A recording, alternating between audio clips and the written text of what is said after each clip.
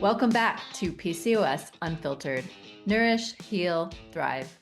The show where we cut through the noise, ditch the shame, and have the real conversations about healing from the inside out. I'm your host, Lindsie, nurse, health coach, and fierce believer that your diagnosis is just one chapter, not the whole story.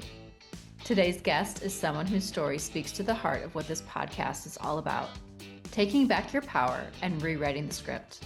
I'm joined by Tami Stackelhouse, fibromyalgia coach, host of the Fibromyalgia Podcast, founder of the International Fibromyalgia Coaching Institute, and executive producer of the award-winning documentary, Invisible. Tami's journey started just like many of ours, dismissed, misunderstood, and told to just live with it. But instead of accepting a life of pain and limitation, she turned inward, rewrote her wellness story, and became a leader for others living with chronic illness. If you are over the quick fixes and band-aid solutions, and finally ready to rewrite your healing story, I want to personally invite you to Unwritten, Healing Beyond the Diagnosis, a free 3-part event I'm hosting starting October 9th. We're bringing together real experts, including Tami, with real solutions to help you write the story your doctor never told you was possible. Be sure to click the link in the show notes for full details and to register. Now, let's get into today's episode. We are talking about what fibromyalgia and PCOS have in common, and it's more than you think, how your personality plays a role in both conditions, and why it's time to stop shrinking yourself to fit someone else's version of health. As a reminder, the content shared on PCOS Unfiltered is for informational and educational purposes only. The views and opinions expressed by the host and guests are not intended to serve as medical advice. Always consult with a qualified healthcare professional before making any changes to your diet, exercise, or treatment plan. The information shared is based on personal experience and expert interviews and is not a substitute for professional medical guidance. So grab a cozy drink, take a deep breath, and let's get into it. Hello, welcome. Super excited to have Tami, honored to have Tami. She's had quite the journey. She's accomplished some amazing things. And she is a fibromyalgia coach, which I'll have her, talk to us more about. But it's crazy. I didn't even really realize like the intersection with PCOS and fibromyalgia until we connected and then, did a little research. I'm seeing that even, PCOS could be considered a risk factor for fibromyalgia. There's like almost a third of women with PCOS that have fibromyalgia, at least according to one study. So so it's really crazy. So super excited to have you here. Thank you. And let's just kind of jump on in. I mean, you've openly shared, how you went from struggling with your own fibromyalgia journey to now becoming a fibromyalgia coach. So can you walk us through that and at what point, led to your healing? Yes, absolutely. And like most of us, it's a bunch of little turning points, right? It wasn't just one magic thing that happened and everything was fixed. So I was one of those kids that my parents used to joke they took me to the doctor for maintenance, and my sister for repair because she was a tomboy and she was the one who broke her arm and all of that kind of stuff. But I needed a lot of help just to keep going, right? Um, Now looking back, if I had been a kid now, I would have been diagnosed with depression. I would have been diagnosed with IBS. I would have been diagnosed with a lot of things that we didn't really even think about in kids back then. But my first real chronic pain diagnosis was migraines when I was in high school. And I remember going to the neurologist and him making the comment, "There's nothing wrong with you. You just have headaches." And now I can look back and see what he was really doing was saying you don't have a brain tumor. But what I heard was, what the heck do you mean? There's nothing wrong with me. Isn't having headaches every day something wrong? Yeah, So exactly. so that was kind of the beginning of my doctor journey, but I was diagnosed with fibromyalgia about 6 months after I got married, so 2007. And the first couple of years went like most people's diagnosis goes. We're basically trying to manage it. I felt like I was treading water. I wasn't really making any progress. I was watching my world get smaller and just I remember having this conversation with my doctor, like everything is downhill from here. I've had this vision of my life and it's all downhill. Isn't there anything that we can do? And that's when she introduced me to a health coach in her office. And it was actually working with a coach that finally started turning things around for me. We also did discover a few other fun things along the way, like I have Hashimoto's, right? So autoimmune thyroid. I was anemic at the time. I have something called upper airway resistance syndrome, which is similar to sleep apnea. So we found all these other little diagnoses, but really the thing that started turning the ship around was working with that coach and finally starting to implement all the things we all hear and that we all Mhm. know we should do, right? Getting to bed on time, getting good sleep, changing my diet, all of that kind of stuff. So yes, I'm a coach, but I'm a fan of coaching because it's honestly what saved my life. Yeah, that's awesome. I mean, and that I feel like you hear that so much with being just dismissed. Women with PCOS, a lot of women that I talk to and, hear from as well, same thing. You feel like you get dismissed. And then it just kind of also, you get this diagnosis and it's like, okay, is this going to be my life now? Is this just all there is? Am I just going to accept this? Unfortunately, when a physician hands you that, they come out with the term lifelong condition or, we're going to have to manage it. But nothing about reversing it or healing from it.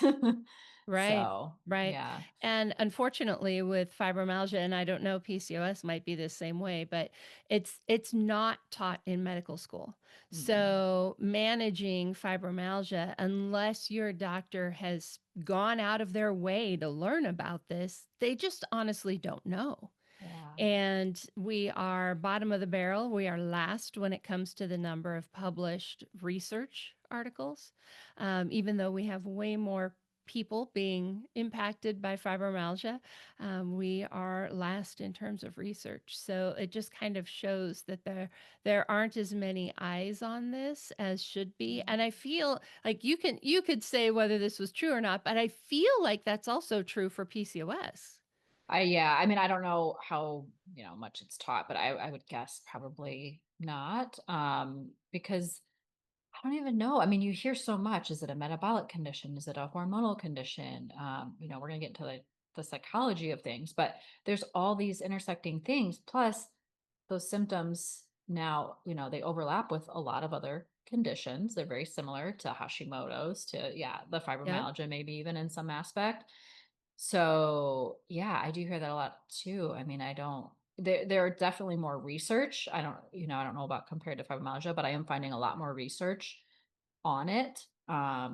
Especially now, I mean, I've even heard recently that they're talking about changing the name of PCOS because you Oh, don't even yeah. need to have cysts on your ovaries to be diagnosed with it.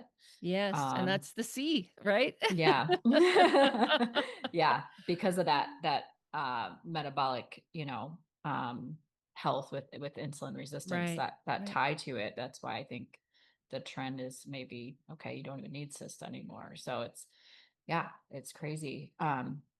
So were there any like myths or just anything that you had to unlearn, change your mindset on with chronic pain, or, an invisible illness? I mean, Yeah, yeah. yeah, that's the trick, right? People can't see that there's something Mhm. wrong. And they don't take our word for it. Yeah.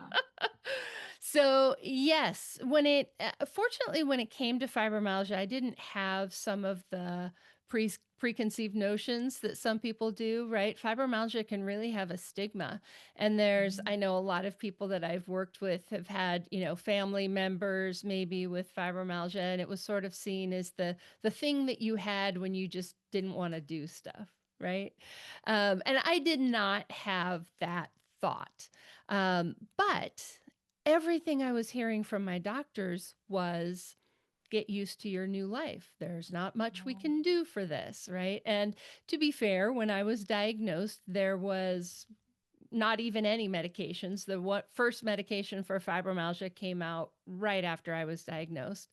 So at the time, there really wasn't much that could be done, right?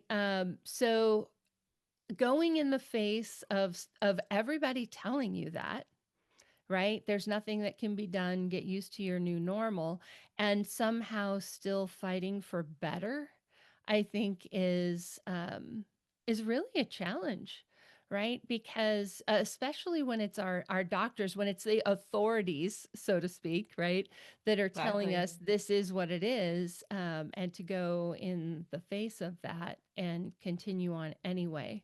But I would say that the biggest thing that I had to unlearn was actually seeing my body as my teammate instead of my enemy, Mm. right? So being that kid that grew up always having something wrong, right? I always felt like there was the real me inside, and I was stuck inside this body that just wasn't working right. And I remember at one point, just sort of talking to God and being like, "Hey, if this was a car, I would have qualified for the lemon law by now. Isn't there something we can do?" You know, Trade it um, in. Exactly, exactly. So I really had this sense of there's the real me, and then I'm fighting against this body that won't work right. And it wasn't until I got married, I can thank my husband for this little shift. I was complaining, about my body and all the things that we girls sometimes do, right? About not liking what we look like or whatever. And he looked at me one day and he said, every time you say that, you're putting me down. What? This isn't about you. What are you talking about? Right. Yeah. And he's like, I think you're beautiful. I chose you. And when you say things like this, you're basically calling me a liar. Yeah. Right. And so that was really the thing that got me to start thinking a little bit differently and really realizing that, our bodies want to feel better too. Yeah. Right? My body is made to heal herself, right? We get cut, we break a bone, we get sick, we get better, Mhm. right? Like Yeah. our bodies are designed to heal that. And looking at my actions, I could see that I wasn't really supporting that, right? Because I Um, was fighting against my body so much. So for me, that was really the first big shift because that is sort of the foundation for everything, right? If you feel like your body is the enemy, you might not be giving it the love and care and support that it really needs for it to do its job and mhm. heal and Yeah. be there for you, right?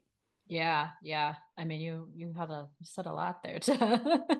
I mean, great stuff because even back to my ER days, I remember seeing women, coming in with fibromyalgia. And I say women, it is predominantly women, right, that are Yes, it is. But diagnosed. men are Yeah. diagnosed. Yeah. Yeah, but I remember more women than anything. But coming into the ER and like we just didn't really know what to do. We didn't know how to help them. It was just like, okay, we give them a little bit of pain meds and, send them on their way. But I love what you said about, I mean, it's all about listening to your body and yeah, seeing it as a teammate. And that's one huge thing I talk a lot about. I mean, on my podcast, I just feel like it comes up so much. And it was something that I had to learn on my own, health journey too, just to start listening to your body. And I Yeah, even used to tell my patients that in the ER, I'm like, you know your body, more than anybody else. But you have to actually listen to what it's telling you so that you can, be its teammate and that's heal. Yeah, right. that's super, super, super important. Mhm. Um, And so, yeah, so many of my listeners, that have PCOS, they might even be listening and maybe have some of the symptoms, but may have not have the official diagnosis, but deal a lot with, fatigue, pain, inflammation. So how does fibromyalgia kind of overlap with some of those PCOS symptoms? Yes. So the four main symptoms of fibromyalgia are widespread body pain. So the thing with fibromyalgia pain is that it moves around and it's not tied to any particular like injury or damage, right? Mhm. So with something like rheumatoid arthritis, there's actual damage that's happening to the joints. And with fibromyalgia, it's more of a pain processing problem. And so one day it might be your legs hurt, the next day it might be your neck and upper back, and next day it might be your stomach. So it moves around a lot. And when you have other sources of pain, one of the real hallmarks of fibromyalgia is that it's an amplifier. So it'll take whatever is going on and it'll just turn the volume dial up. Oh, So, whatever that might be, right? mm. So, that's the first one, widespread body pain. Unrefreshing sleep. There are some doctors who are calling fibromyalgia really a sleep problem because if you don't have, if you're getting great sleep, it isn't fibromyalgia. So, it's a real problem. We don't get the same amount of deep sleep. We have alpha brainwave intrusions into delta sleep. So our awake brainwaves happening when we're supposed to be in deep sleep. There's a Mm. lot of specific sleep problems with fibromyalgia. Fatigue.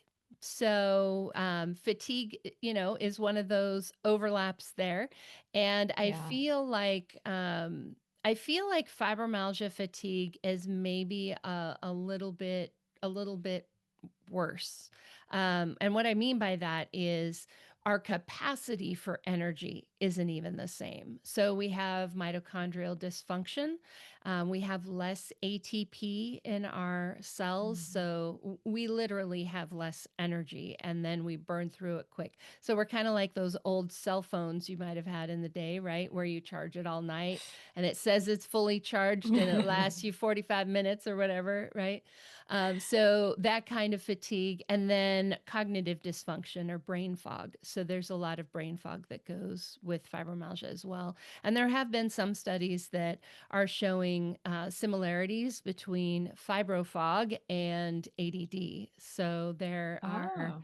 there are a lot of things going on there too. So, as you can see, there are some overlaps and then also some ways that fibromyalgia is different. So, what I like to tell people, and you can have both. You can have PCOS and fibromyalgia. In fact, I have a lot Mm. of clients that are both. Yeah. But I think the best way to know if fibromyalgia is one of the things that's going on is that pain amplification effect. So if you just feel like my pain is so much worse than it should be, you stub your toe and now everything hurts, Mm. right? Or Yeah. somebody gives you a hug and you're like, oh, that was uncomfortable. Those kinds of things. That amplification effect is a very particular fibro trait. Hmm. Okay. You mentioned the brain fog when you said the overlap with ADD. I was going to say perimenopause. I didn't, I don't Yes, know if that there's, too.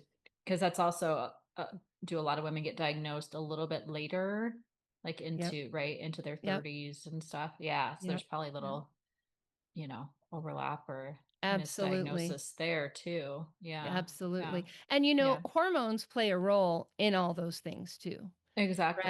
Right? Pregnancy brain or whatever, right? Like Yeah. that is definitely part of it. Same thing with our energy levels, same thing with pain, Mhm. fatigue, all of that. And so this is one of the reasons why it's so difficult to get a fibromyalgia diagnosis because there are other things that could cause those problems, Yeah. right? And we need to just sort of keep looking. And like I said, if you listening are thinking, okay, how do I tell the difference? It's that pain amplification effect.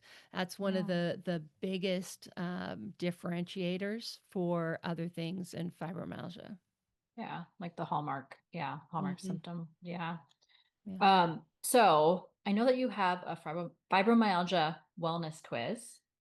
and it tells you how your personality can influence your tell us more about this. I'm excited to hear more about this. Yes, And, yes. maybe like why you started incorporating into your practice and yeah, how you got started with all that. Yeah. So, this is a fairly recent thing that I've developed, like in the last 2 or 3 years. But one of the things that I had noticed all along was that, some clients were really able to, do the things I asked them to do, set and then meet their goals. Like they were just really self motivated. And there were others who just weren't. Mm. That it just was Oh, so much harder for, right? And I also yeah. noticed that there were some people that tended to um, sort of put their heads in the sand a little bit. Like, I don't want to look too deep in that because it might be something bad. And there were people who, you know, uh, were up all night playing. That would be me. Mhm. Right? I'm not getting sleep because I'm not even in bed yet. And so I really started to think about, what is the difference between these people? And then also just being married to my husband, who's an engineer, and like his personality is very different from mine. In many ways, we are complete opposites. But just really realizing that how we approach our health is different, and the the cause of some of our symptoms. I don't mean like the biological cause. I mean like when you end up in a flare, what got you there, right? Yeah. And so that's kind of when I started playing with that. And I actually worked with a friend of mine who is a matchmaker. And, he uses a lot of personality stuff in Yeah. his work. Yeah. And so we kind of worked together on this. And he helped me with the personality part of it, and I helped with the fibro part of it. But it's based on something called the 5-factor model of personality. So for the science geeks out there, if you want to, or our psychology geeks, if you want to go check that out, it's the 5-factor model of personality, and it's measuring your personality on these 5 factors. And we don't have to get into all of them, but this quiz is based on 2 of them. And it's Okay. the 2 that are most associated with health outcomes. So, one of them is something called neuroticism. I didn't make the names, don't shoot me.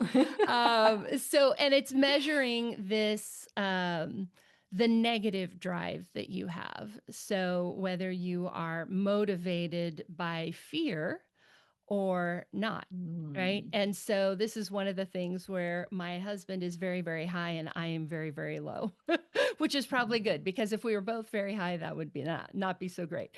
Yeah. But so that's one of the factors. The other factor is something called conscientiousness. And I think most of us know what that word means, right? It's your Yeah. diligence, it's your conscientiousness, right?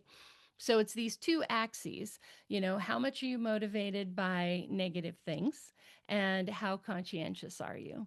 And we end up with a grid with 4 different wellness styles. And so we have the ponderer, we have the perfectionist, we have the prevailer, and we have the playmaker. And like I said, our unique challenges, right? Like as a playmaker, I am never going to end up in a flare because I did the chores. It's just never Mm. going to happen. Like those are easy to say no to for me. Yeah. But for a perfectionist, you got to get the check all the list, right? Got to do all the things. And we can't just do it, half-assed. We have to do it at Yeah. 150%, right? Yeah. So the motivations behind are a lot different. And then how we approach fixing that is also different. So again, Mm. using those 2 examples for me as a playmaker, I am awesome at doing things that I think are fun or interesting. If it's Yeah. not fun and it's not interesting, it's hard for me to do it.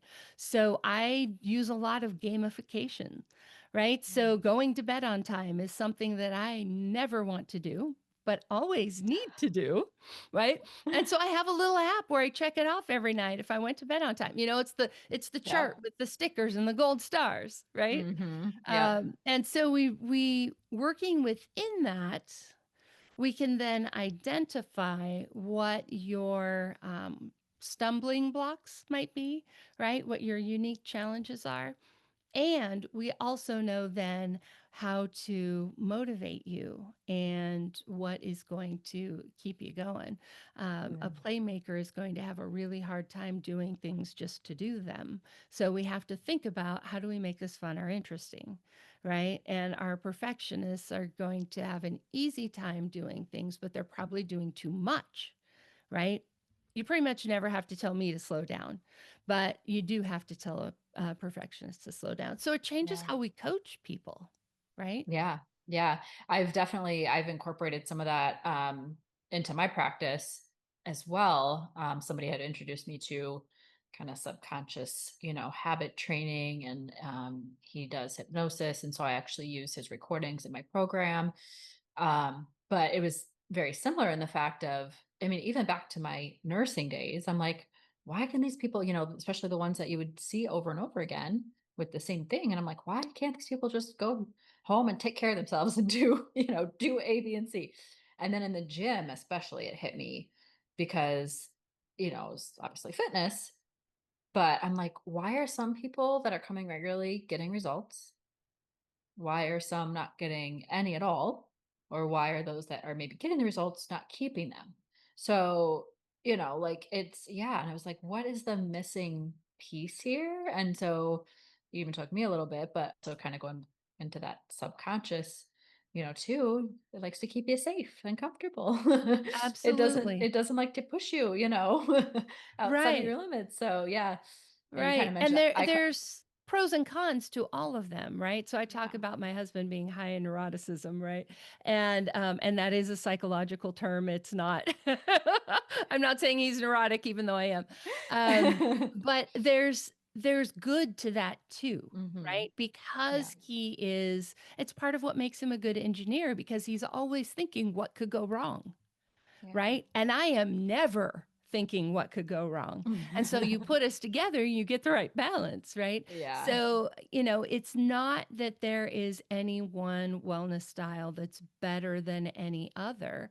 We just approach life differently, and Yeah. we need different motivators, right? Exactly. Yeah. I know. Like I call them saboteurs, you have like the high achiever, you mentioned kind of like the perfectionist, that type of thing. Um, and so like for me, yeah, like I know I've got that high achiever saboteur. So I have to be careful because that will stress me out, um, internally more so than anything. Because That's I right. just go, go, go, and I want to accomplish so much. So yeah, so once you become aware of that, that's, an important piece. So you can start tuning in, like what we were talking about. Wasn't that incredible? Tami's story is a powerful reminder that healing is possible, even when the medical system gives up on you. Whether you're dealing with fibromyalgia, PCOS, or another invisible illness, know this: your body is not broken, it's speaking. And when we learn how to listen, we can finally start to heal. If you want to connect with Tami, learn more about her coaching programs, check out the Invisible documentary, or join Tami and 5 other incredible speakers for a very powerful event called Unwritten: Healing Beyond the Diagnosis that starts October 9th, all the links are in the show notes for you. And if this episode lit a fire in you, please share it with a friend or leave a review. It helps more women find this show and themselves in the process. Until next time, keep nourishing, healing, and thriving, unfiltered and unstoppable.